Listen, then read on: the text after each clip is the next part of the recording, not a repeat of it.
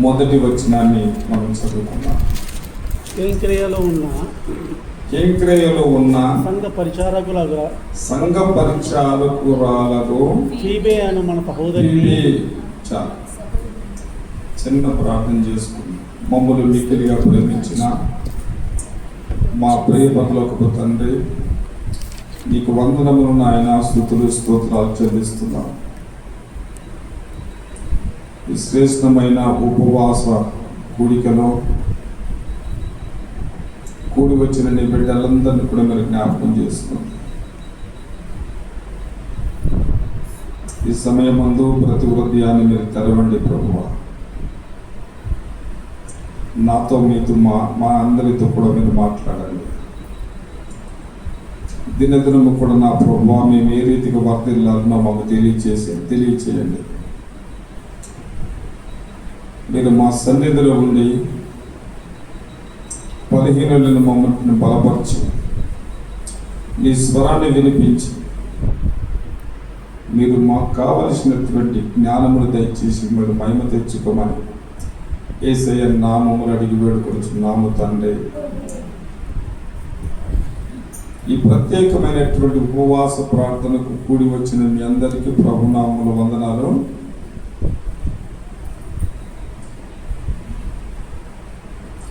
ఈ యొక్క స్త్రీలకు సంబంధమైనటువంటిది ప్రతి శుక్రవారం రోజు ఉంటుంది కాబట్టి మీ కుటుంబాలలో ఉండేటటువంటి స్త్రీలందరూ కూడా దేవుని మందిరానికి ప్రతి శుక్రవారము వచ్చేటట్లుగా మీరు ప్రయత్నాలు చేయండి. వారు దేవుని మాటలు కనుక వింటే కుటుంబాలు ఏ రీతిగా ఉండాలా, దేవుని మందిరములు ఏ రీతిగా ఉండాలా అన్నది వాళ్ళు తెలుసుకుంటారు. దాని ప్రకారంగా వారి జీవితాలన్నీ కూడా బాగుపరచబడతాయి. ఈ చదువుకున్నటువంటి లేఖన భాగములో చాలా జాగ్రత్తగా మనం గమనిస్తే కేంక్రేయలో ఉన్నటువంటి సంఘ పరిచారకులాగు పీబే అని మాట జ్ఞాపకం చేస్తూ ఉన్నాడు. ఈ అపోస్తలుడైనటువంటి పౌలు రోమ పట్టణంలో సంఘాన్ని నిర్మించాడు.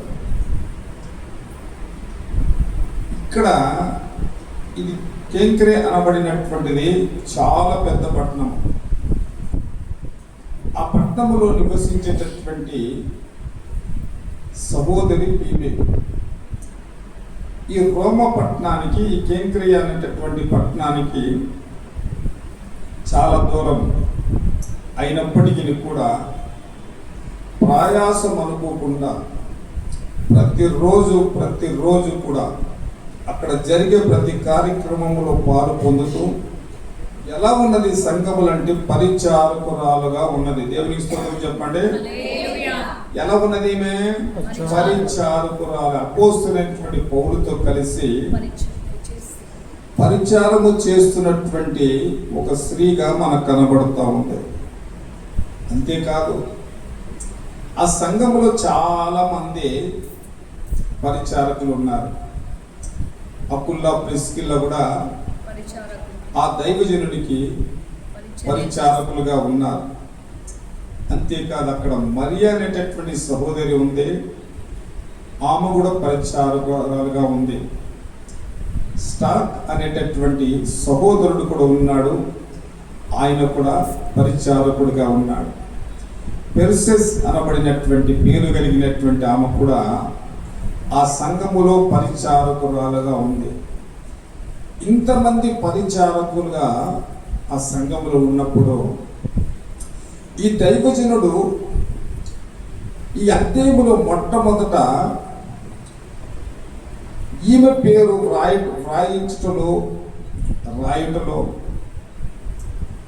చాలా ప్రాముఖ్యమైనటువంటి విషయము దాగి ఉంది.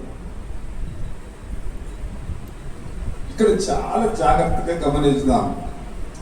ఇంతమంది పరిచారకులు ఉన్నప్పుడు ఈమె పేరే మొట్టమొదట ఎందుకు రాయవలసి వచ్చింది? దానికి కారణం ఏమిటి? ఏ కారణం లేకుండా ఈమె పేరు ఈ అధ్యాయములో మొట్టమొదట రాసి ఉండేది కాదు, కానీ రాశాడు. ఎందుకు రాశాడు? ఏదో ఒక శ్రేష్టమైనటువంటి గుణము ఆమెలో దాగి ఉంది కాబట్టి ఆమె పేరు మొట్టమొదట వ్రాయబడినట్లుగా మనం చూస్తాం. ఇక్కడ చాలా జాగ్రత్తగా కొన్ని మాటలను ఈ సమయం ముందు మనం జ్ఞాపకం చేసుకుందాం. ఎందుకు రాశాడు? పీబే అనే మాటకు అర్థం ఏమిటంటే కాంతి లేక ప్రకాశమానమైనది అని అర్థము. కాంతి లేక ప్రకాశమానమైనది అనేటటువంటి అర్థముతో కూడినటువంటి పేరు కలిగింది పీబే. ఇక్కడ చాలా జాగ్రత్తగా కొన్ని మాటలు మనం జ్ఞాపకం చేసుకుందాం. ప్రకాశమానమైనటువంటిది, కాంతి కలిగింది అని అక్కడ మాట్లాడుతున్నాడు. యోబు గ్రంథము 11వ అధ్యాయము 17వ వాక్యాన్ని మనం చదివితే ఇక్కడ ఒక అద్భుతమైనటువంటి మాటను మనం చూస్తాం. అప్పుడు నీ బ్రతుకు మధ్యాహ్న కాల తేజస్సు కంటే అధికముగా ప్రకాశించుమని జ్ఞాపకం చేస్తున్నాడు. మధ్యాహ్న కాలము సూర్యుడు ఎలా ఉంటాడో చాలా ప్రకాశమానంగా ఉంటాడు. ఆయనను మనం చూడలేము. ఒకసారి కళ్ళెత్తి మధ్యాహ్న కాల సమయంలో మనం సూర్యుని చూడగలమా? ఇక్కడ వాక్యం ఏమి చెబుతుందంటే నీ బ్రతుకు మధ్యాహ్న కాల తేజస్సు కంటే అధికముగా ప్రకాశించునని జ్ఞాపకం చేస్తూ ఉన్నాడు. సంఘములు ఈ యొక్క పరిచర్య ఎలా ఉందంటే ప్రకాశమానమైనటువంటి పరిచర్య చేస్తూ జీవిస్తూ ఉంది. దేవునికి స్తోత్రం చెప్పండి, చెప్పండి గట్టిగా హల్లెలూయా. మీ బ్రతుకులు కూడా నేడు సంఘములో ఎలా ఉండాలంటే ప్రకాశమానమైనటువంటి బ్రతుకులుగా మీ బ్రతుకులు ఉండాలి. చాలా మంది గమనించండి, సంఘములో పరిచర్య చేస్తున్నా, పరిచారము చేస్తున్నా వాళ్ళని చూస్తే చాలా చిన్న చూపు చూస్తారు. ఒక జరిగిన సంగతిని మీకు జ్ఞాపకం చేస్తాను. తండ్రి సన్నిధి అనేటటువంటి మినిస్ట్రీ ఎంతమందికి తెలుసు? ఆ తండ్రి సన్నిధి అనేటటువంటి మినిస్ట్రీలో ఉదయకాలమున చక్కగా బండలన్నీ నీళ్ళతో కడిగి ఒక బట్ట తీసుకొని చక్కగా తుడుస్తూ ఉంది. ఉదయకాలము 6 గంటల ప్రాంతంలో 6 నుండి 6:30 7 గంటల లోపల శుభ్రం చేస్తుంటే అక్కడికి ఒక వ్యక్తి వచ్చాడు. ఆయన కూడా విశ్వాసం. ఆమెను చూసి ఏమన్నాడంటే, అమ్మా నువ్వు సంఘములో ఇంత పరిచర్య చేస్తున్నావు, ఒకవేళ నీకు ఏదేమైనా అవసరం ఉంటే ఇదిగో నాకు ఇనుప కార్డు ఇస్తున్నాను, నువ్వు సంప్రదిస్తే నేను సహాయం చేస్తాను అని చెప్పాడు. వెనువెంటనే ఆమె ఏం చేసిందంటే, నీకు ఒకవేళ ఏదైనా సహాయం కావాలంటే నన్ను సంప్రదించని ఆమె దగ్గర నుండి ఇన్విటేషన్ కార్డు ఆమె ఇచ్చింది. అది చూసిన వెంటనే ఈ వ్యక్తికి సల్లజంటలు పుట్టుకొచ్చాయి. ఏం మాట్లాడాలో తెలియదు. ఆమె ఎవరో కాదు, IPS ఆఫీసర్. ఆమె అన్నది, దైవ మందిరములో ఈ పరిచర్య చేయడం నేను ఎప్పుడైతే ప్రారంభించానో దేవుడు నన్ను ఈ స్థితిలో ఉంచాడు. దేవుని స్తోత్రం చెప్పండి గట్టిగా. ఏ స్థితిలో ఉంచాడంట? వీళ్ళు మాట్లాడుతూనే ఉన్నారు. పోలీస్ జీప్ వచ్చింది, ఆమెకు సురుడు కొట్టారు, ఎక్కి ఆమె దారుణం వెళ్ళిపోయింది. వాస్తవం జరిగిన సంగతి. మందిరములో సాపలేసినా, మందిరములో పాటలు పాడినా, మందిర పరిచర్య ఏది చేసినా వారిని, వారి కుటుంబాలను అత్యధికముగా దీవిస్తాడు. దేవునికి స్తోత్రం చెప్పండి గట్టిగా. ఇది తెలియక చాలా మంది ఏం చేస్తారంటే చేయడానికి సిగ్గుపడతారు. ఎవరు? ఒక IPS ఆఫీసర్ ఏం చేస్తుందమ్మా? దేవుని మందిరంలో దేవుని మందిరాన్ని శుభ్రం చేస్తా ఉంది. నువ్వు చెప్పిన సాక్ష్యం, నేను ఈ స్థితిలో ఉన్నానంటే ఇదిగో ఈ పరిచర్యనే కారణం అని చెప్పింది. దేవుని స్తోత్రం చెప్పండి గట్టిగా, చెప్పండి గట్టిగా హల్లెలూయా. సంఘములో నీ స్థితి ఎలా ఉండాలంటే ప్రకాశించేటటువంటి దీపే వలె ఉండాలి. మనం ఎప్పుడు కూడా సంఘములు ఎలా ఉండాలంటే ప్రకాశిస్తూ ఉండాలి. సంఘములో ప్రకాశించాలి, నీ ఇంటిలో ప్రకాశించాలి, నువ్వు చేసేటటువంటి ఉద్యోగములో ప్రకాశించాలి, నీ స్నేహితుల దగ్గర ప్రకాశించాలి, నీ బంధువుల దగ్గర నువ్వు ప్రకాశించాలి. నువ్వు ఏ చోటుకు వెళ్ళినా ఆ స్థలములో నీలో నుండి ఒక ప్రత్యేకమైనటువంటి ప్రకాశమును వాళ్ళు చూడాలి. దేవుని స్తోత్రం చెప్పండి. ఎంతమందికి ఆశ ఉంది? చేతులతో ఒకసారి గట్టిగా చెప్పండి. మనం ప్రకాశించాలి. బైబిల్ ఎంత గొప్ప ఉన్నతమైనటువంటి గుణము కలిగింది కాబట్టి మొట్టమొదట దైవజనుడు ఆమె పేరును రాస్తూ ఉన్నాడు. దేవునికి స్తోత్రం చెప్పండి గట్టిగా. ఇక్కడ చాలా జాగ్రత్తగా మనం ఆలోచిస్తే మోసే 40 దినములు ఉపవాసం ఉండి దైవ సన్నిధిలో ప్రార్థించి కొండ దిగి కిందికి వస్తే అక్కడ హారోను ఇశ్రాయేలు ప్రజలందరూ కూడా ఉన్నారు. ఆయన దిగి వస్తుంటే ఆయన ముఖాన్ని చూడలేకపోయారు. ఆయన ముఖమంతా కూడా ప్రకాశిస్తూ ఉంది. కారణం ఏంటో తెలుసా? ప్రార్థన జీవితము. ఈరోజు ప్రార్థన జీవితము ఒకవేళ నువ్వు కలిగి ఉంటే నువ్వు ఏ చోట ఉన్నా నువ్వు ప్రకాశిస్తావు. దేవుని స్తోత్రం చెప్పండి గట్టిగా, చెప్పండి గట్టిగా. హల్లెలూయా, హల్లెలూయా. మన జీవితాలు ఎల్లప్పుడూ కూడా ప్రకాశించే జీవితాలుగా ఉండాలి. ఈ ప్రకాశమానమైనటువంటి జీవితం ఎప్పుడు మనకు కలుగుతుందంటే సమయము దొరికినప్పుడల్లా కూడా దేవుని సన్నిధానములో మోకరించి ప్రార్థించి అలవాటు మనకు కావాలి.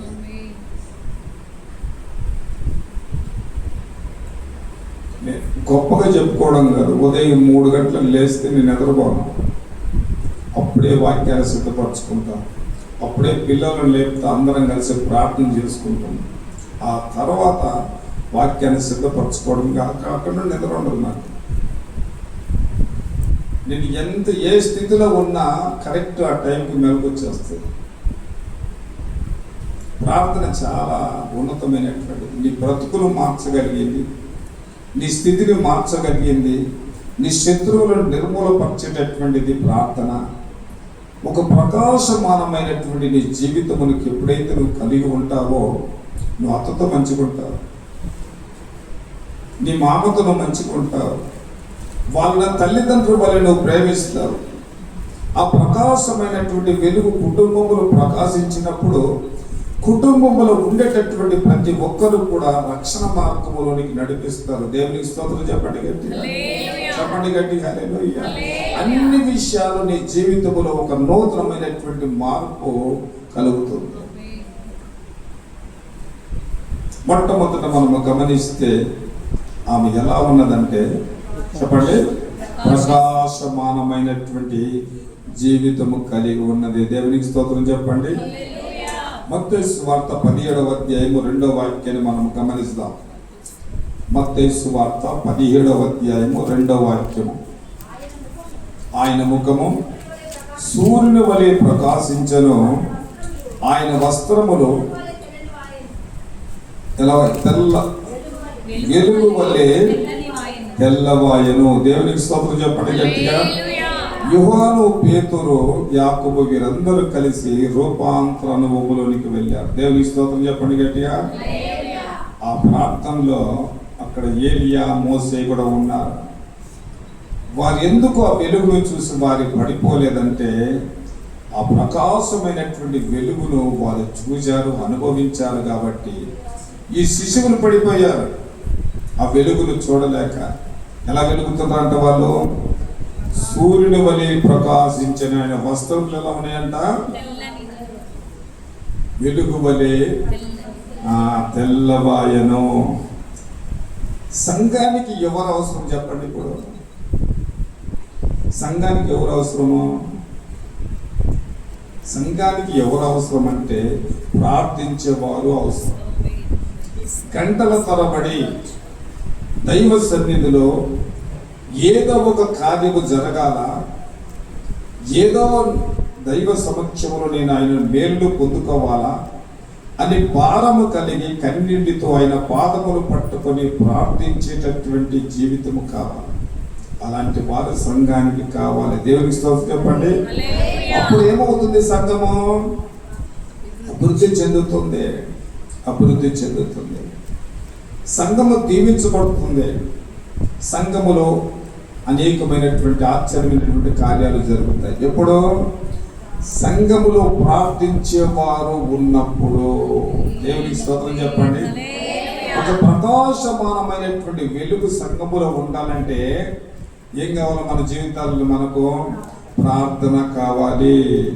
అందుకన్నాడు, యెహోవాను మండుచు ప్రకాశించుచున్న దీపమై ఉండనని చెప్పి దేవుని యొక్క వాక్యములో రాయబడి ఉంది. దేవుని బిడ్డలమైనటువంటి మన జీవితాలలో, మన కుటుంబాలలో ప్రార్థన చాలా అవసరము. ప్రార్థన లేనటువంటి జీవితము చనిపోయినటువంటి శవముతో సమానం. ఎలా ఉంటుంది తెలుసా? శవం ఎలా ఉంటుంది? చూద్దామా? యోబు గ్రంథము 14వ అధ్యాయం 10వ వచనం చదవండిమా. అయితే నరులు మరణమై కదలలేక పడి నరులు మరణమైన తర్వాత కదలలేక పడి ఉంది. ఎందుకు? మా అందరు చూడండి, మరణమైన తర్వాత ఈ శరీరము కదలకు పడి ఉన్నది. ఎందుకు పడి ఉంది అలా? ఇందులో ఏమి లేదంటే జీవుడు లేడు, ఇందులో ఏమి లేదంటే ప్రాణము లేదు, ఇందులో ఏమి లేదంటే ఆత్మ లేదు. అందుకే కింది వచ్చిందలా అన్నాడు, చనిపోయిన వారు నరులు ప్రాణం విడిచిన తర్వాత వారు ఏమైపోదురు?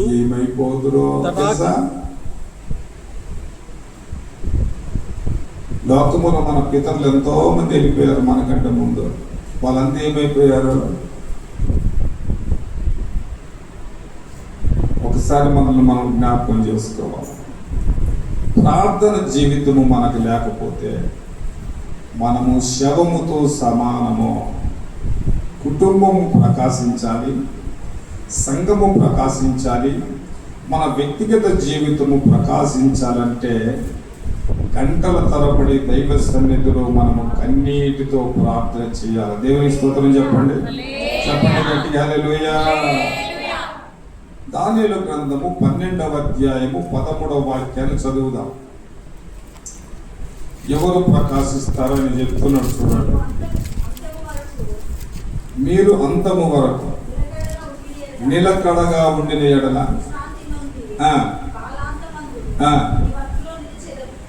ఎవరు, అక్కడ నోట్ చేసుకుని, ఎవరు 12:3 ఎవరు అనేకులను దేవుని వైపుకు త్రిప్పుదురో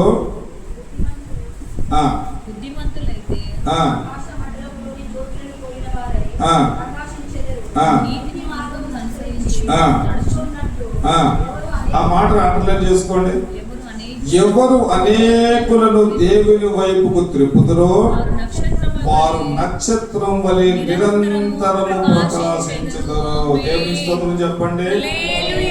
సూర్యుని యొక్క ప్రకాశము వేరు, చంద్రుని యొక్క ప్రకాశం వేరు.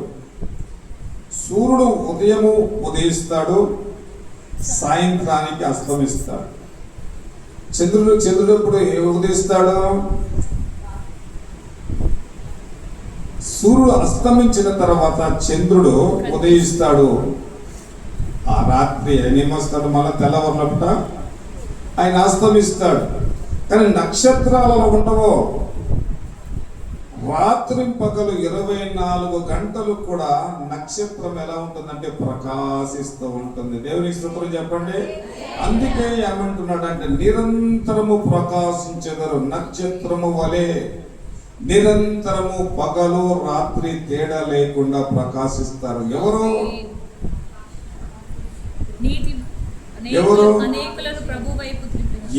అనేకులను ప్రభు వైపు తిప్పుదురో వారు ఆకాశ నక్షత్రం వలె ఎలా ఉంటారంట? నిరంతరము ప్రకాశిస్తారు. దేవునికి స్తోత్రం చెప్పండి. ఈ మాట మన హృదయాలలో ఒకసారి వేసుకుంటే నిజంగా మనం ప్రకాశిస్తున్నామా సంఘంలో? ఆ ప్రకాశమానమైనటువంటి వెలుగు జీవితాన్ని మనము కలిగి ఉన్నామని మనం ప్రశ్నించుకోవాలి. ఇప్పుడు చెప్పిన మినిస్ట్రీలో ఒక వ్యక్తిని లేపి నిలబెట్టారు. ఆయన ప్రారంభించినప్పుడు మొదటి నుండి ఆయన ఉన్నాడు. ఆయన అడిగారు, అయ్యా ఇప్పటిదాకా ఎంతమందిని నువ్వు దేవుని వైపుకి తిప్పావంటే ఆయన లేచి అన్నాడు, ఇప్పటి వరకు నేను 800 మందిని దేవుని తట్టు తిప్పాను అన్నాడు. మనము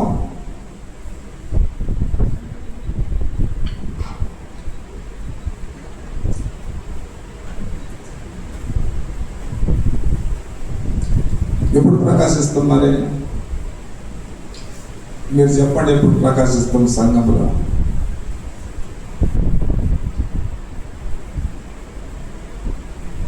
ప్రతి దానికి లెక్క ఉంటుంది. లెక్క లేకుండా మాత్రం ఉండదు.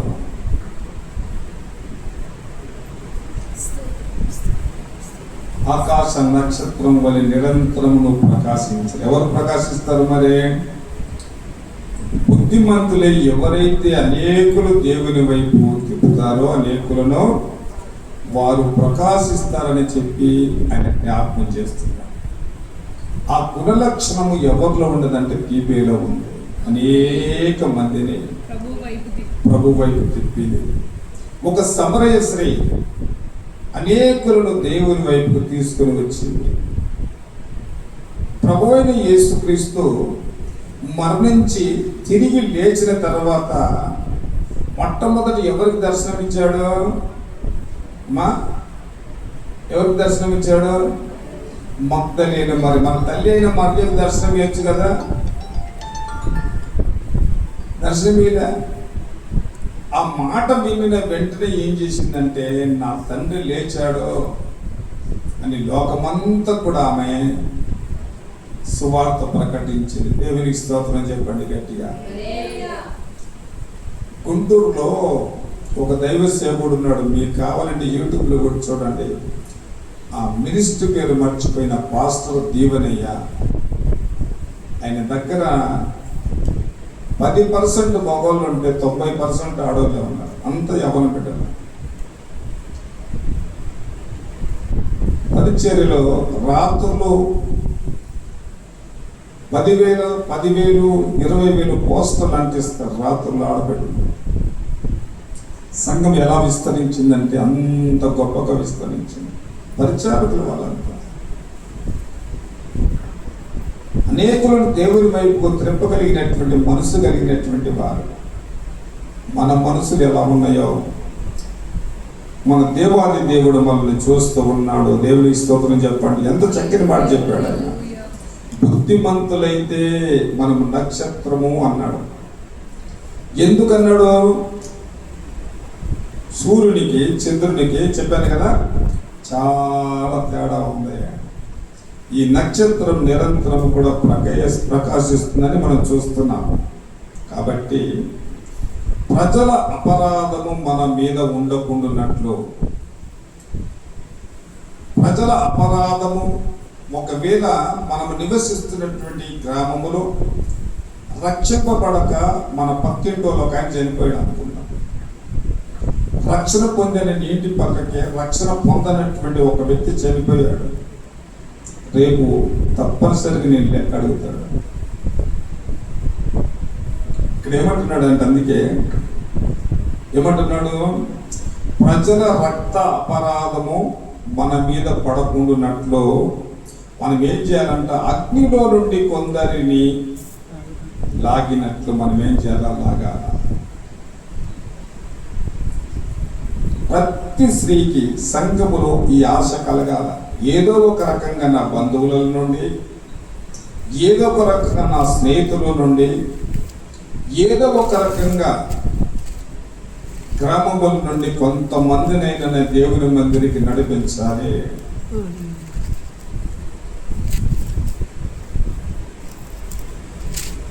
అప్పుడు నువ్వేమవుతావు? ఒక్క పాపి గనక రక్షిస్తే పరలోకముల గొప్ప ఆనందం కలుగుతుంది. ఒక్క పాపి. నేను అందుకే పదే చెప్తా, యవనస్తుల మీటింగ్ కానీ కొన్ని ఏదైనా కార్యక్రమాలు సంఘములు జరిగితే 10 మంది వస్తే ఒక్కరు రక్షింపబడితే పరలోకములు ఆనందం కలుగుతుంది. ఆదివారం కనిపించారంటే మళ్ళా ఆదివారం దాకా కనిపించారు.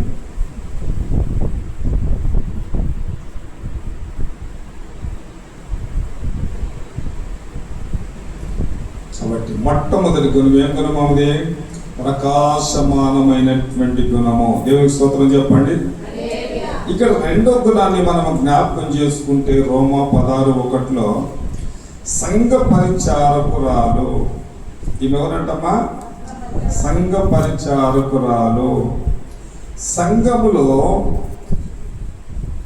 మనము ఎందుకు పరిచారకురాలుగా ఉండాలి? ఇప్పుడు మీరు నన్ను అడుగుతున్నారు ఏమని? ఆల్రెడీ పరిచారకులు ఉన్నారు, ఒకరు ఇద్దరు, మేమంతా పరిచారకులుగా ఉండాలనా అని ఒకవేళ మీరు నన్ను అడగవచ్చు. ఈ అడిగేటటువంటి వారు ఎలా ఉంటారంటే ఫిలిప్పీయులకు రాసిన పత్రిక 2వ అధ్యాయం 21వ వచనం ప్రకారంగా చాలా చక్కని మాట చెప్పాడు. అందరూ తన సొంత కార్యములను, అమ్మ గట్టికి చెప్పరా, సొంత కార్యాలను చూచుకొనుచున్నారు కానీ దేవుని కార్యాలు మాత్రము చూడరు.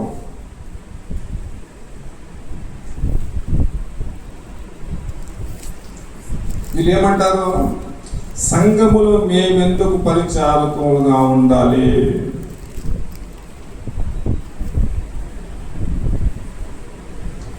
మత్తయి సువార్త 23:11 చెప్తున్నాడు ఎందుకు పరిచారకులుగా మనం ఉండాలనో. మత్తయి సువార్త 23వ అధ్యాయము 11వ వాక్యము. మీలో అందరికంటే గొప్పవాడు మీకు పరిచారకుడై ఉండవలెను. దేవునికి స్తోత్రం చెప్పండి గట్టిగా. మనము గొప్పవారముగా కావాలి అంటే సంఘ పరిచారకులుగా మనం మారాలి. మనము బహుగా దీవించబడాలి. ఈ లోకములో గొప్పవారిగా మనము ఉండాలి అని ఆశ నీ జీవితములను కలిగి ఉంటే లోక సంబంధమైనటువంటి మార్గాలలో వెళ్లకుండా దైవ సన్నిధిలో ఒక పరిచారకురాలుగా నువ్వు ఉంటే దేవుడు ఏం చేస్తాడు? నేను గొప్పవానిగా చేస్తాడు. దేవునికి స్తోత్రం చెప్పండి గట్టిగా చెప్పండి. ఆ మాట మీకు అర్థమైందో లేదో మళ్ళీ చదవండి. మత్తయి 23:11 మీలో అందరికంటే గొప్పవాడు మీకు పరిచారకుడై ఉండవలెను. మనము గొప్పవారము కావాలంటే మనం ఏం చేయాలి? ఇప్పుడు సంఘానికి పరిచారకురాలుగా మనము మారాలి. అట్టి వారి కుటుంబాలలో పుట్టినటువంటి వారు ఎలా ఉంటారంటే పాలకులుగా ఉంటారు, ప్రవక్తలుగా ఉంటారు. ఎలా ఉంటారు? ఆ కుటుంబంలో పుట్టినటువంటి వారు పాలకులంటే రాజ్యాన్ని ఏలేటటువంటి వారు, రాజ్యాన్ని శాసించేటటువంటి వారు వారి కుటుంబములు పుడతారు. దేవునికి స్తోత్రం చెప్పండి. ఎవరి కుటుంబములు ఇంత గొప్పతనం వస్తుంది? ఎవరు దైవ సన్నిధిలో పరిచారకులుగా ఉంటారో పాటలు పాడటం ఒక పరిచర్య, దేవుని సువార్త ప్రకటించడం ఒక పరిచర్య. ఏది చేసినా సంఘములు ఏదో ఒక కార్యక్రమం చేస్తూ ఉన్నారు, వంటలు చేస్తున్నారు, ఆడ ఉండటం ఒక పరిచర్య. నా కుటుంబము దీవించబడాలా, మేము గొప్పవారిగా కావాలి, నా బిడ్డలు అభివృద్ధి పొందాలి అనేటటువంటి ఆశ ఒకవేళ మీ జీవితంలో మీరు కలిగితే సంఘములో మీరు ఎలా ఉండాలంటే పరిచారకురాలుగా ఉండాలి. దేవునికి స్తోత్రం చెప్పండి. చెప్పండి గట్టిగా హల్లెలూయా. బైబిల్ గ్రంథములో మనం గమనిస్తే రిబ్కా ఒక మంచి పరిచారకురాలు. ఎవరమ్మా? ఆదికాండము 24వ అధ్యాయము 16వ వచనము నుండి 20 వచనాలు మనం చదివితే త్వరగా చదవాలి. ఆదికాండము 24:16 నుండి 20 వచనాలు. అమ్మా గట్టిగా చదువు. ఆ చిన్నది మిక్కిలి చక్కనిది, ఆమె కన్యక ఏ పురుషుడును ఆమెను కూడలేదు. ఆమె ఆ బావిలోనికి దిగిపోయి కడవను నీళ్లతో నింపుకొని ఎక్కిరాగా సేవకుడు ఎదుర్కొనుటకు పరిగెత్తి కడవలు నీళ్లు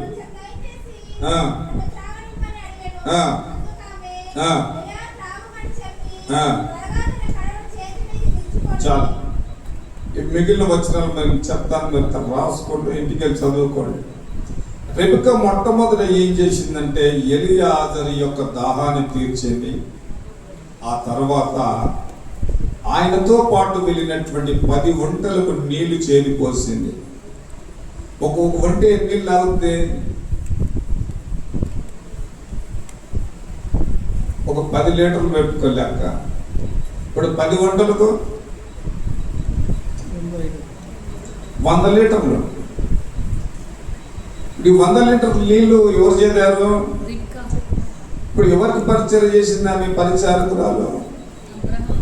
కాబట్టి రిబ్కా ఎవరు? ఒక మంచి పరిచారకురాలు.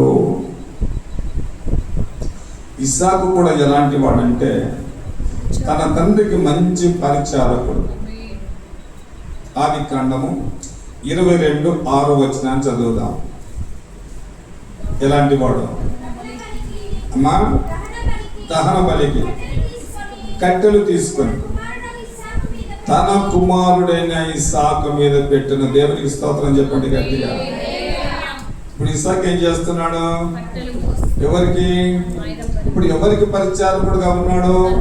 తన తండ్రికి పరిచారకుడుగా ఉన్నాడు. అంతేకాదు, ఇస్సాకు ప్రార్థన పరుడు. ఆదికాండం 24:63. ఆదికాండం 24:63. సాయంకాలం చూడు చాలు. ఇప్పుడు ఏం చేస్తున్నాడు? సాయంకాలం పొలములో ప్రార్థిస్తూ ఉన్నాడు. ఒకటి మంచి పరిచారకుడు, రెండోదిగా మనము చూస్తే ప్రార్థన పరుడు. అలాంటి వాడు ఏం చేశాడంటే, ఇప్పుడు ఆదికాండం 26:12 చూద్దాం.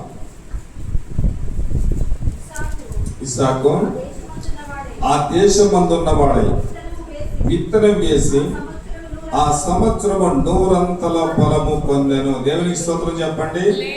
ఈ మంచి పరిచారకుడైనటువంటి ఇస్సాకు కరువు కాలములో విత్తనం వేసి 100 ఫలం పొందాడు.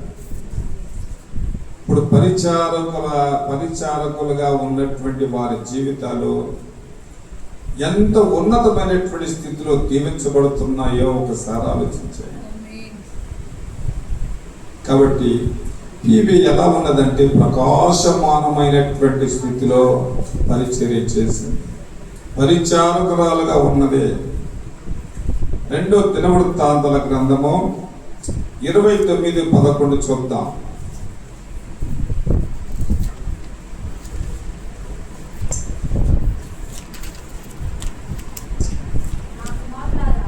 నా కుమారులారా, ఏం చేయాలంటే పరిచారకులు సంఘములో మాకు నోట్ చేసుకోండి. ధూపము వేయుట అంటే దేవుని సన్నిధానములో ప్రార్థించుట. సంఘ కార్యక్రమాలు ప్రారంభము కాకమునిపే దేవుని బిడ్డలు ఏం చేయాలంటే దేవుని సన్నిధానములో ధూపం వేయాలి. ఏ ధూపం వేయాలా? ఒక మాట మీరు జ్ఞాపకం చేసుకోండి. మీరు కళ్ళతో చూసినటువంటి విషయాన్ని చెప్తారు. ఒక బలి అర్పణ అర్పించేటప్పుడు ఏం చేస్తారు? దానికి చక్కగా ధూపం వేస్తారు. ఆ ధూపముతో ఏమైపోద్దంటే ఆ స్థలం అంతా కూడా నిండిపోతుంది. అదే ప్రకారంగా సంఘములో ఆశ్చర్యమైనటువంటి అద్భుతమైనటువంటి కార్యాలు, నీ కుటుంబంలో కూడా అలాంటి కార్యాలు జరగాలంటే ఒక స్త్రీ తన జీవితంలో ఏం చేయాలంటే సంఘములో ధూపం వేయాలి. రెండో మాట అంటాడు, ధూపం వేసిన తర్వాత ఏం చేయాలంట? ఆయన సన్నిధిలో నిలుచుటకు, పరిచర్య చేయుటకు యెహోవా మిమ్మలను ఏర్పరచుకొనును. దేవునికి స్తోత్రం చెప్పండి గట్టిగా. ఒకటి ధూపం వేయాలా, ఆయన సన్నిధిలో నిలబడాలా, మూడవదిగా మనము పరిచర్య చేయాలి. ఈ రోజున ఎలా ఉన్నారంటే పరిచర్య చేయుటకు అశ్రద్ధగా ఉన్నారు. అశ్రద్ధ, ఎంత అశ్రద్ధగా ఉన్నారంటే అందుకే దీవెనలు లేవు. ఎక్కడి నుండి వస్తాయి దీవెనలు? ఇంత తేటగా వాక్యము ద్వారా ప్రభు మనతో మాట్లాడుతున్నా మనం ఈ చెవులు వింటున్నాము, ఈ చెవులు విడిచిపెట్టేస్తున్నాము. ఏమాత్రము మన హృదయములు భద్రపరచుకోవడం లేదే, దాన్ని నెమరు వేసుకోవడం లేదే. ఒక పశువు గడ్డి తిని అది చక్కగా ఒక స్థలములో కూర్చొని ఆ గడ్డినంతా కూడా తిరిగి బయటకు తీసుకుని నెమ్మదిగా నెమరు వేసుకొని తింటుందే, మరి దానికి ఉండేటటువంటి గుణ లక్షణాలన్నా మనకు లేకపోతే ఎలా?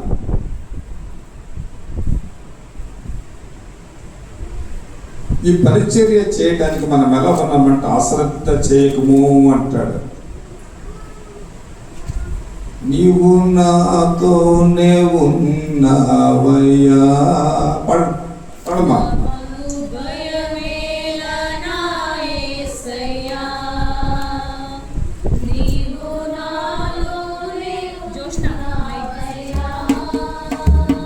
పల్లవి వచ్చినట్టు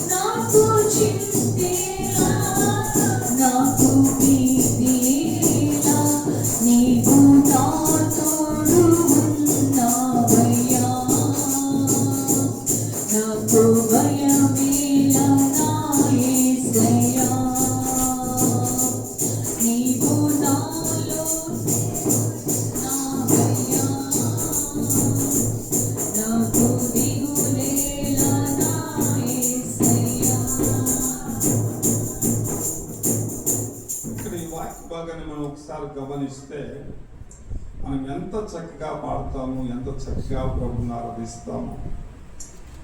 ఇక్కడ ఈ పరిచారకులు అనబడినటువంటి స్త్రీలు ఎలా ఉండాలి? ఇంతవరకు మనం ఏం చూసాము? ఆమె ఎలా ఉంది? మొట్టమొదటిగా ప్రకాశమానమైనటువంటి జీవితము. రెండోది ఎలా ఉంది? ఆమె ఎలా ఉంది? సంఘములో పరిచారము చేస్తున్నటువంటి స్త్రీ మనకు కనబడుతూ ఉంది. అయితే ఈ పరిచారకురాలైనటువంటి స్త్రీలు అనేటటువంటి వారు సంఘములో ఎలా ఉండాలి? రాసుకోండి. మొదటి తిమోతికి రాసిన పత్రిక 3వ అధ్యాయము 11 నుండి 13 వచనాలు చదివితే, చదవండి త్వరగా. 3:11 నుంచి 13. మొదటి తిమోతి 3వ అధ్యాయము 11 నుండి 13. చదవగలిగిన వాళ్ళు గట్టిగా చదవండి అమ్మా. అటువలే పరిచర్య చేయు స్త్రీలను మా మెట్లకు చదువు. చదువు చదువు, నేను చెప్తాను.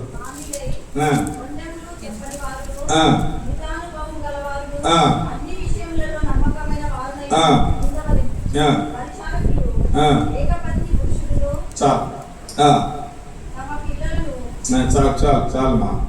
ఇక్కడ చాలా చక్కగా చెప్తున్నాడు. ఈ 3వ అధ్యాయము 11 నుంచి 13 వచనాలకి మనం చదివితే ఈ పరిచారకుల అయినటువంటి స్త్రీలు ఎలా ఉండాలి అని జ్ఞాపకం చేస్తున్నాడు. మొట్టమొదటి అంటాడు మాన్యులై అంటే తమ ఇంటి మీద ఎంతో శ్రద్ధ కలిగి, మన సొంత ఇంటి మీద మనం ఎంత శ్రద్ధ కలిగి ఉంటామో, ఎంతో శ్రద్ధ మనం నివసించే ఇంటి మీద ఏది లేకున్నా అది తిరిగి తెచ్చిపెట్టుకుంటాం. మన ఇంట్లో ఏ కొదవ ఉన్నా ఆ కొదవలను మనం అన్ని కూడా సమకూర్చుకుంటాం. అదే ప్రకారంగా ఈ పరిచారకులైనటువంటి స్త్రీలు ఏం చేయాలంటే దేవుని ఇంటి మీద కూడా అదే శ్రద్ధ కలిగి ఉండాలి, అదే ఆలోచన కలిగి ఉండాలి. మాన్యులై. రెండో విషయాన్ని మనం జ్ఞాపకం చేసుకుంటే, కొండములు చెప్పేవారు. దేవునికి స్తోత్రం చెప్పండి. ఇలాంటి వారు ఇంట్లో ఉన్న ప్రమాదమే, సంఘములో ఉన్న ప్రమాదమే. వీళ్ళకు మనస్సాక్షి అనేటటువంటిది చచ్చిపోతుంది. వాళ్ళకు మనస్సాక్షి గద్దిస్తూ ఉన్న వాళ్ళు ప్రభు బలలో కూడా ప్రవేశిస్తారు. ఇది చాలా ప్రమాదకరమైనటువంటి మనసు కలిగినటువంటి వారు. ఎవరు వీళ్ళు? ఏం చెప్పేవారు? అందరూ చెప్పండి. చాలా ప్రమాదకరమైనటువంటి వాళ్ళు. కుటుంబాలు పాడైపోతాయి, సంఘాలు పాడైపోతాయి. ఇలాంటి వారి గురించి సంఘం ఏం చేయాలంటే గుర్తించాలి, కుటుంబం గుర్తించాలి. ఈ కొండములు చెప్పేటటువంటి వారు ఎలాంటి వారిని చెప్పి వాళ్ళు ఏం చేయాలంటే గుర్తించాలి. దేవునికి స్తోత్రం చెప్పండి గట్టిగా. ఏం చేస్తారు వీళ్ళు? ఆ ఇంటి సంగతులన్నీ ఈ ఇంటికి ఒక పాట పడుతుంది చక్కగా. ఏం పాట అది అమ్మా? కట్టి పెట్టి చేత పట్టుకుని ఏం చేద్దాం? కొండలు చెప్పాలా? పరిశుద్ధ గ్రంథాన్ని చేత పట్టుకోవాలా? ఆ తర్వాత ఏం చేయాలా? ఇన్నిళ్ళు తిరగాల, కొండలు చెప్పాలా? పరిశుద్ధమైనటువంటి పరిచారకులు అనబడినటువంటి స్త్రీలు ఈ మనస్తత్వము కలిగి ఉండకూడదు. కుటుంబం పాడైపోతుంది, సంఘాలు పాడైపోతాయి. ఎంత చక్కగా చెప్పాడు చూడు. ఒకటేమంటాడు? మాన్యులై కొండములు చెప్పని వారును. మూడోది గమనించండి, మితానుభావము కలిగిన వారు. ఈ మితానుభావము కలిగినటువంటి వారు ఎవరంటే, ఎవరి పరిధిలో వాళ్ళు ఉంటే ఏ గొడవలు ఉండవు. సంఘానికి వచ్చారా? దేవుని వాక్యాన్ని విన్నారా? ఎవరింట్లోకి వాళ్ళు వెళ్ళిపోయారా? ఆ తర్వాత ఎక్కడ వాళ్ళు అక్కడ ఉంటే ఏ గొడవలు వస్తాయేమన్నా? ఏమి రావు. ఎందుకు రావు? విన్నారు, తమ ఇంటికి వెళ్ళిపోయారు, దేవుని మాటలను ధ్యానించకుండా మితంగా ఉండిపోయారు. వాళ్ళు తగ్గించుకున్నారు. ఇంకా సమస్యలు ఎందుకు వస్తాయి? కలహాలు ఎందుకు వస్తాయి? వారి జీవితంలో ఇబ్బందులు ఎందుకు కలుగుతాయి? పరిచారకులైనటువంటి స్త్రీలలో ఈ గుణము అనేటటువంటిది చాలా ప్రాముఖ్యమైనటువంటి గుణము. అంతేకాదు, అన్ని విషయాలలో ఎలా ఉండాలంటే నమ్మకంగా ఉండాలి. అన్ని విషయాలు ఎలా ఉండాలా? ఐదో విషయాన్ని జ్ఞాపకం చేసుకుంటే చెప్తాడు. ఈ 4 విషయాలు జాగ్రత్తగా వారు కాపాడుకుంటే విశ్వాసమందు బహుధైర్యము కలిగిన వారుగా ఉంటారు. కథలు వాళ్ళు లాస్ట్కి వచ్చినప్పుడు వారు విశ్వాస జీవితములు ఎలా ఉంటారంటే ధైర్యము కలిగి ఉంటారు. దేవునికి స్తోత్రం చెప్పండి గట్టిగా. తగ్గింపు జీవితం ఉందే, మితానుభవం కలిగినటువంటి వారు. ఎవడు తగ్గించుకుంటాడో వాడు ఏమవుతాడో? హెచ్చింపబడతాడు, దీవించబడతాడు. ఎన్నో నిందలు వస్తాయి, ఎన్నో అవమానాలు వస్తాయి, మన మీద లేనిపోయి ఎన్నో చెప్తారు. వాటన్నిటికీ మనం ఏం చేయాలంటే భయపడక, సనుక్కోకుండా, గొలుక్కోకుండా మన విశ్వాసం అందు మనం ఎలా ఉండాలంటే ధైర్యముగా ఉండాలి. దేవునికి స్తోత్రం చెప్పండి. ఇప్పుడు ఎలా ఉండాలి? సంఘ పరిచారకులైనటువంటి స్త్రీలు ఎలా ఉండాలి చెప్పండి. మాన్యులై కొండములు చెప్పకుండా మితానుభవం కలిగి అన్ని విషయములో నమ్మకము ఉండి విశ్వాసమందు బహుధైర్యము కలిగిన వారముగా ఉండాలి. ఈ స్వభావం వల్ల అన్ని కూడా ఎవరిలో ఉన్నాయంటే తీబేలో ఉన్నాయి. ఎప్పుడు ఆమె జీవితంలో ఇలాంటి తత్వము లేదు. అందుకే తిమోతికి చక్కగా ఆయన మాటలు రాస్తూ ఉన్నాడు. ఇప్పుడు 3వ విషయాన్ని జ్ఞాపకం చేసుకున్నాం, ఎలా ఉండాలనో. ఒక రోమిలకు రాసిన పత్రిక 16వ అధ్యాయం 1వ వచనం ఎలా ఉందో చూద్దాం. 3వ విషయాన్ని చదవండి.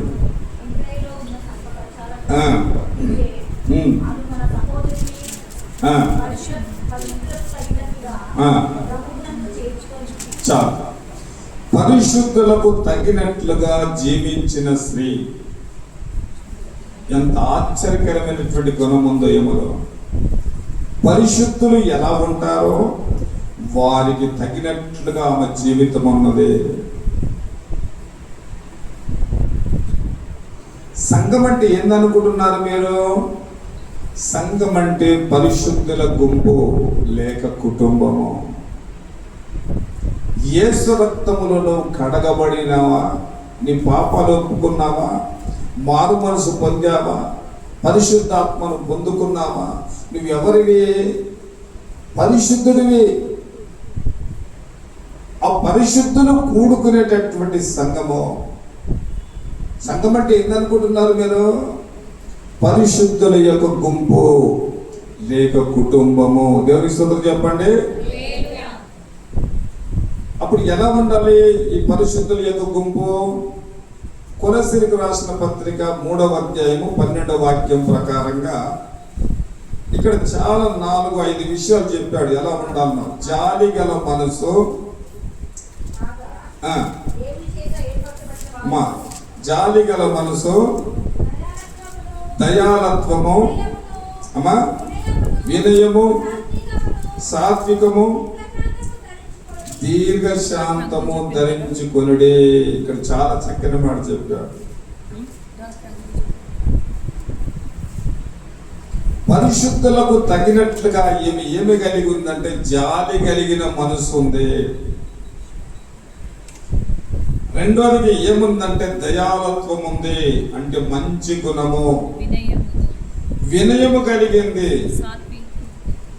నాలుగోదిగా మనము గమనిస్తే స్వార్థమైనటువంటి మనసు కలిగినటువంటిది. ఐదోది దీర్ఘశాంతము, చాలా ఓర్పు. సంఘంలో ఎవరన్నా నేను ఒక మాట అన్నారు అనుకో, వెంటనే బైబిల్ పక్కకు పట్టుకొని చుట్టూ పట్టుకోవాలి. ఎంత ఓర్పు! మనం ఏమి నేర్చుకుంటున్నాము, ఏమి పాటిస్తున్నాము? నీ కోపము అనేటటువంటిది తండ్రి కుమార పరిశుద్ధాత్మ నామములను పాతి పెట్టబడినప్పుడే నీ కోపం చచ్చిపోవాలి.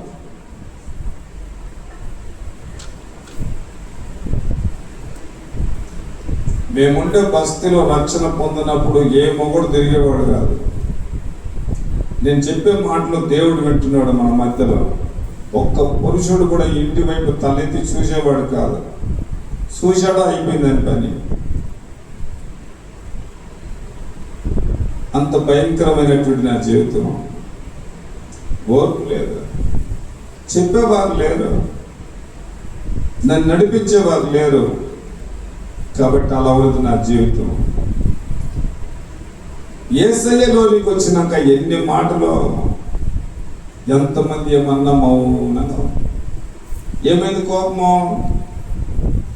ఏమైపోయింది? చచ్చిపోయింది. ఏమొచ్చింది?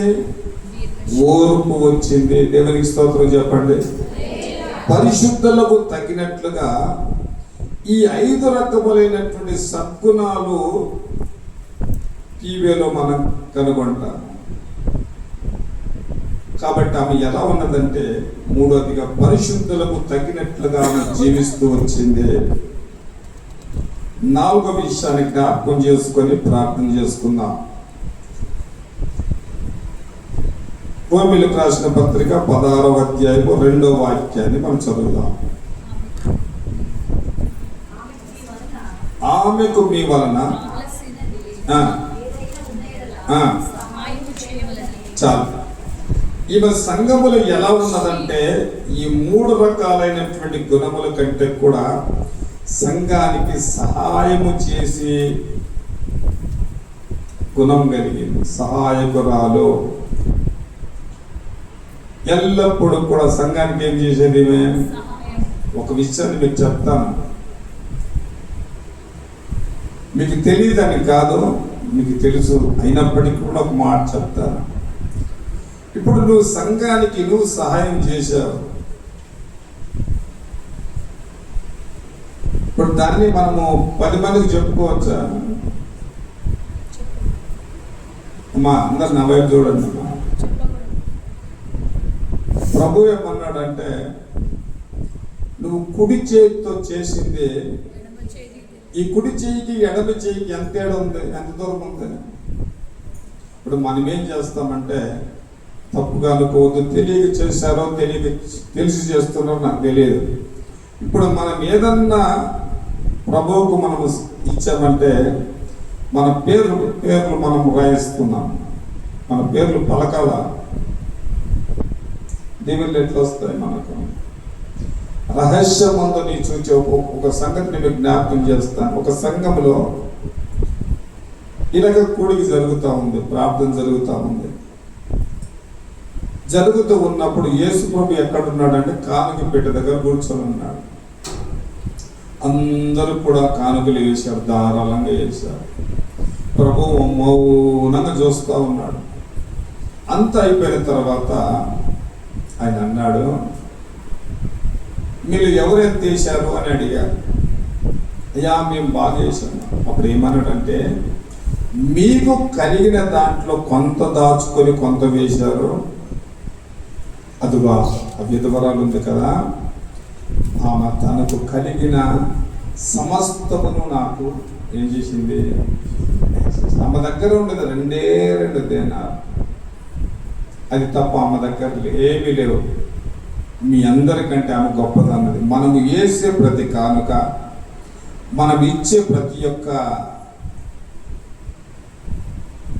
పరిచర్యకు ఇచ్చేటటువంటి ప్రతి ఒక్క డబ్బు కానీ ఎవరు చూస్తున్నారు? ఇప్పుడు దీవెనలు ఎక్కడి నుండి రావాలి? మనకు దేవుని వద్ద నుండి రావాలి. ఇది చేసేది ఎలా చేయాలంటే రహస్యముగా చేయాలి. రహస్యమందు చూచి నీ తండ్రి నీకేమిస్తాడు? ప్రతిఫలం ఇస్తాడు. దేవునికి స్తోత్రం చెప్పండి గట్టిగా. అయితే ఈమె సంఘానికి ఎలా ఉన్నదంటే సహాయకురాలుగా ఉన్నది. చెప్పండి. ఒకవేళ సంఘానికి లేక సేవకునికి ఒకవేళ నువ్వు సహాయం చేస్తే దానివల్ల నీకేమన్నా లాభమా?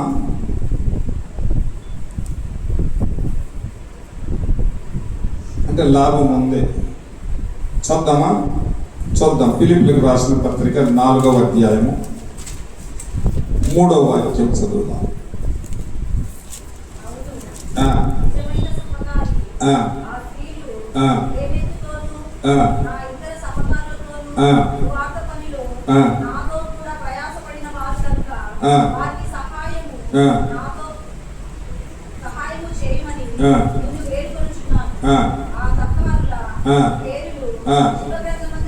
గట్టిగా చెప్పండి.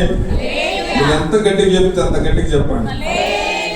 ఆ విధంగా సంఘానికి కానీ సేవకుని కానీ సహాయం చేస్తంట వారి పేర్లు జీవ గ్రంథమందు వ్రాయబడతాయి. ఎంత గొప్ప దేవుని. ఈ రోజు మేము బంధువులు పిలిచావు, మా ఇంటికి మంచి పిండి వంటలు చేసి పెట్టావు. వాళ్ళు తింటుంటే తినమ్మా ఇంకా చేస్తామ్మా. ఆ తర్వాత తింటారు, చేతులు గడుపుకొని వెళ్ళిపోతారు, నిన్ను మర్చిపోతారు. ప్రతి ఒక్కరంతే. తింటారు, అవతలికి వీళ్ళు ఏం చేస్తారంటే మర్చిపోతారు. దేవుడిని మర్చిపోతాడా? సేవకుడు నిన్ను ప్రార్థించకుండా నీ కుటుంబం కొరకైనా మర్చిపోతాడా? వారికి చేసినటువంటి సహాయము జీవ గ్రంథములో మీ పేర్లు వ్రాయబడతాయి. దేవునికి స్తోత్రం చెప్పండి. రెండో విషయాన్ని జ్ఞాపకం చేసుకుంటున్నాం. ఆ సహాయము చేసేటటువంటి వారి యొక్క ప్రార్థన దేవుడు వింటాడు. వినడా? చూద్దాం. అపోస్తలుల కార్యము 10వ అధ్యాయము 2వ వచనము. 10వ అధ్యాయము 2వ వచనము. అతడు తన ఇంటి వారితో కూడా దేవుని యందు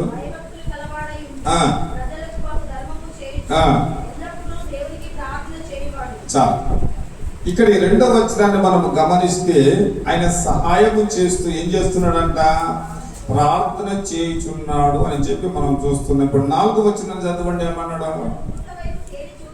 ఇలాంటి ప్రార్థన జీవితము కలిగిన వాడు కాబట్టి ఈ 4వ వచనంలో దేవుని యొక్క దూత అతనికి ప్రత్యక్షమై అంటుంది, ఆ, ఆ, ఆ, ఆ, నీ ప్రార్థన, నువ్వు చేసిన సహాయము దేవుని సన్నిధికి చేరింది. గట్టిగా హల్లెలూయా చెప్పండి. ఇప్పుడు గట్టిగా హల్లెలూయా చెప్పండి. నువ్వు చేసిన సహాయం వ్యర్థమైందా? ఇప్పుడు నాకు అర్థమైందా? ఏమైందంట? వెనువెంట నువ్వు చేసినటువంటి ప్రార్థన దేవుడు ఆలకించాడు. దేవునికి స్తోత్రం చెప్పండి. ఎంత ఆశీర్వాదము దేవునికి సహాయం చేయట.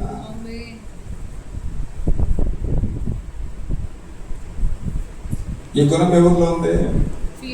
ఫీబే అనబడినటువంటి స్త్రీలో ఉంది నిజంగా. కాబట్టి ఇన్ని ప్రాముఖ్యమైనటువంటి గుణాలు ఆమెలో ఉన్నాయి కాబట్టి దైవజనుడు ఆ మొట్టమొదట ఫీబేని గురించి వ్రాస్తూ ఉన్నాడు. దేవునికి స్తోత్రం చెప్పండి గట్టిగా.